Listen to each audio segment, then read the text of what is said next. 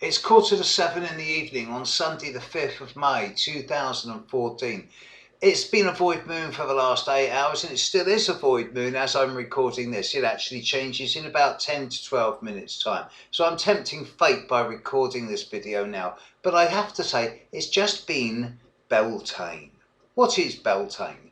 Well, it's one of the 8 cross-quarter points in astrology, and here astrology and Buddhism do have something that's similar. They have the 8-fold path.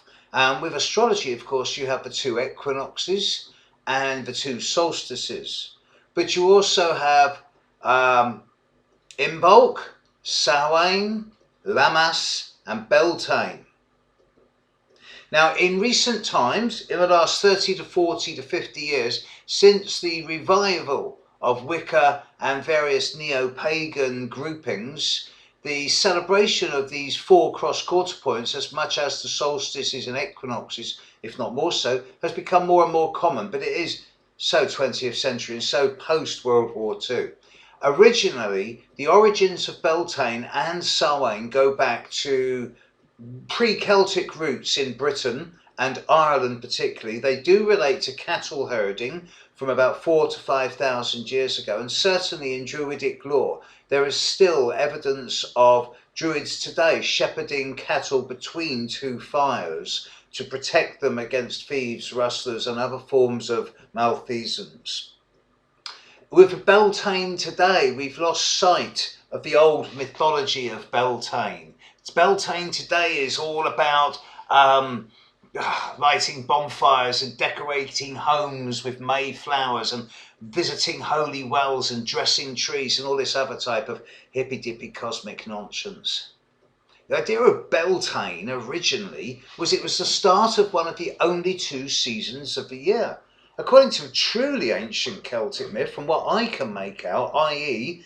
3 to 4 to 5,000 BC in the British Isles, and including Ireland, there was only summer and winter started at Samhain, end of October, start of November, and summer started at Beltane. And when they brought Beltane in, you bring a lot of fire with it to symbolise the sun rising, to destroy all the old crops so that the new could grow. And there was the Beltane fires, and modern pagans would have it. This is where you write your negative thoughts on bits of paper and throw them in the fire. And of course, this is tosh.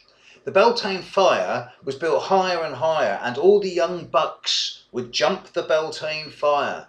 And those that jumped highest did not get their bits scorched. And those that jumped highest were deemed to be the most virile. So they who jumped the highest Beltane fire would have the choice of the young ladies and spend the night in the woods.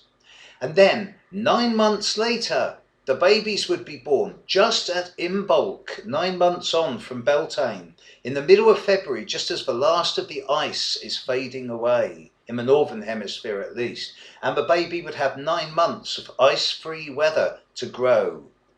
This is the origin of Beltane and the Beltane fires. I found myself celebrating Beltane doing something I never ever do. I drank alcohol today. I only had 1 beer in the local pub in Bath, which is the largest community-owned pub in Britain. So if you're ever in Bath, do go to the Bell Public House. They serve great beer and they're great people over there.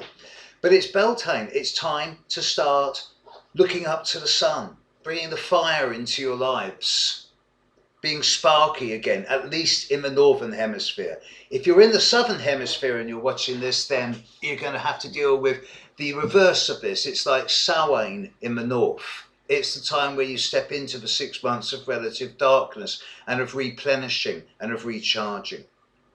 And for those of you who will no doubt comment on this wonderful halo around my head, it's made by my mate Gene, who came down today on Beltane to bring me this. It's going to be up on the wall in a month or 2's time with some great magnets on it. It's going to be a wonderful visual aid for astrology. You'll see more of this in a few weeks' time once the office is redecorated.